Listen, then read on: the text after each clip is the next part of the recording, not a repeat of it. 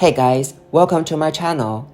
Some time ago, we posted a video entitled What Ate My Oncidium Orchid Flower Spike? If you have not watched that video, you can go to my channel to check it out. We found that the flower spike of the Oncidium had been beaten clean through by a snail. Snails reproduce quickly, and they had laid many eggs in the pot. This pest can be very troublesome to deal with.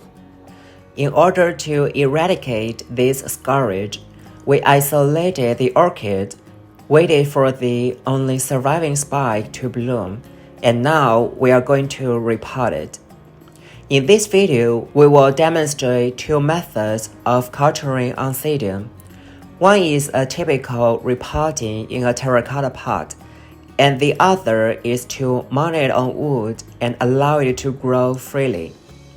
At the same time, we will also introduce a practical method for saving rootless orchids. Hopefully, this video is helpful to you. If you like this video, please leave a message, thumbs up, and share with more friends.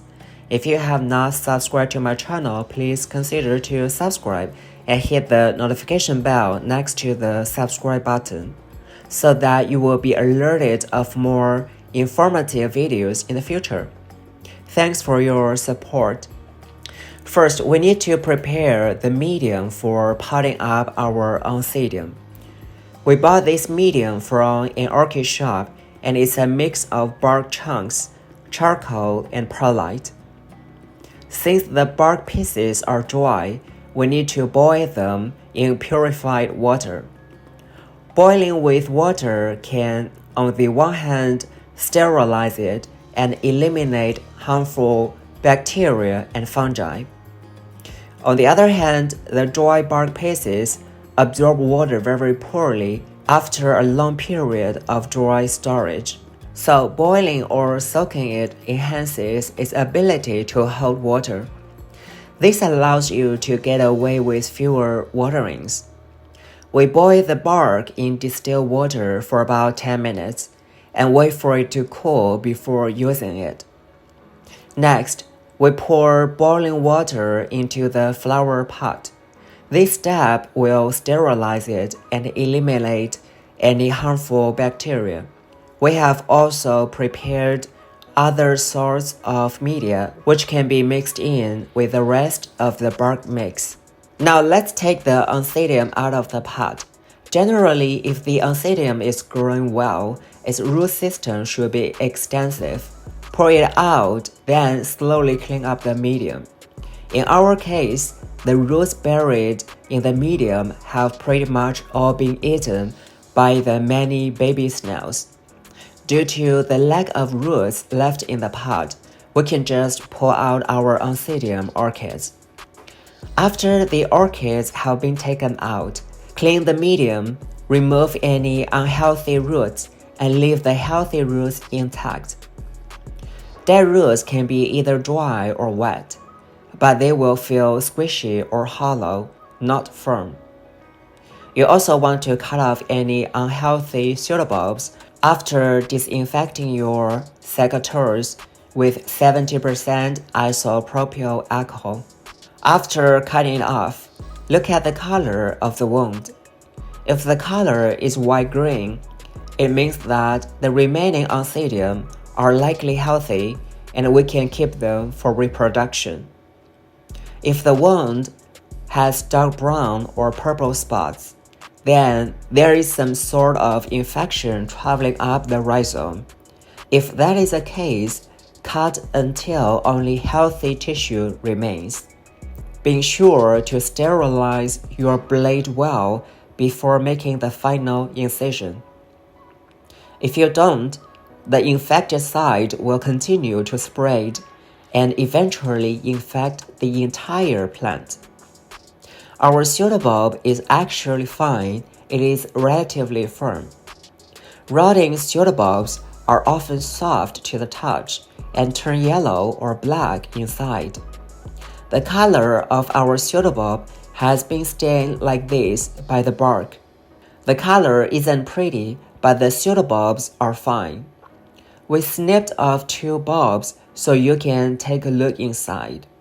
The color inside is this whitish green, a typical color of healthy plant tissue. So this pseudobulb is obviously healthy. We should usually try to keep any old, healthy pseudobulbs, as they will provide energy for new growth, which is conducive to new buds and flowering in orchids. But it shouldn't be too much harm to remove this. As the energy stored in a pseudobulb is consumed, it will shrivel, and these were already pretty far gone. After the orchids were treated, we sprayed a 3% hydrogen peroxide solution on the leaves and roots of the entire plant.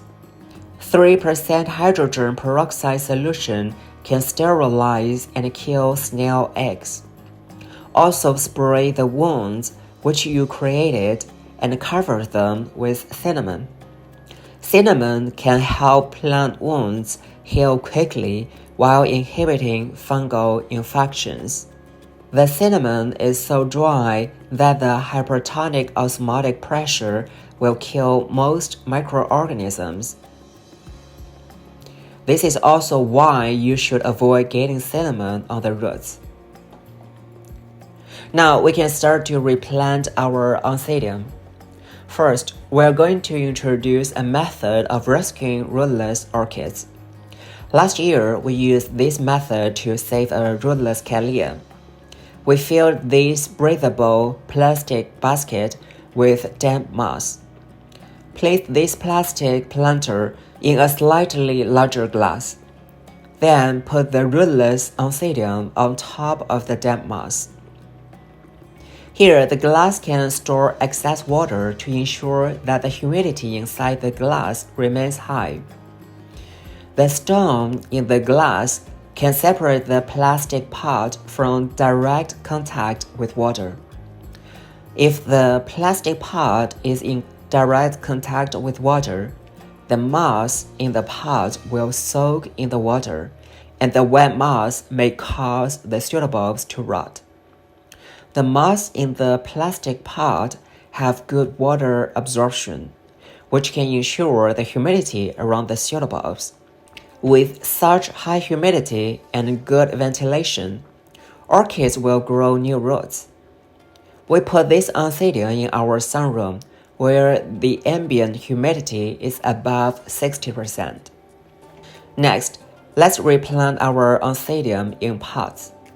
This flower pot is larger than the root system of the Oncidium.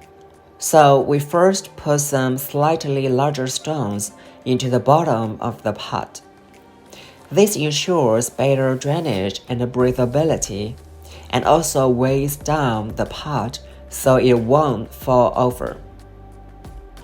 We chose this terracotta pot because it is very breathable. If you use a plastic flower pot, you ought to pierce a few holes around the plastic pot to increase airflow. We mixed the bark pieces, which we just boiled, with some moss and tree fern fiber. This kind of tree fern fiber is difficult to degrade and can increase the drainage and the air permeability of the medium in the pot. It is suitable for cultivating epiphytic plants such as orchids. After the medium is mixed, just put the Oncidium in the pot and fill up the pot with the medium. Finally, we're going to mount the remaining orchids on this maple branch. These orchids already have relatively well-developed aerial roots and are therefore perfect for this cultivation method. This trunk came from a maple tree in our backyard. We cut off a dead branch and saved it to grow orchids. First, we put some moss on the trunk, and then place the orchid over it. Once we find a good location, we secure the orchid to the tree trunk with fishing line. When time, try to fix the rhizomes and pseudobulbs of the Oncidium as much as possible. Do not use too much force so as not to cut the orchid.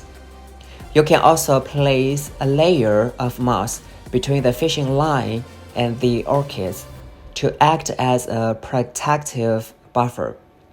Pile some moss on the base of the orchid and fix it. The moss absorbs and holds water and moisture, which is conducive to the root growth.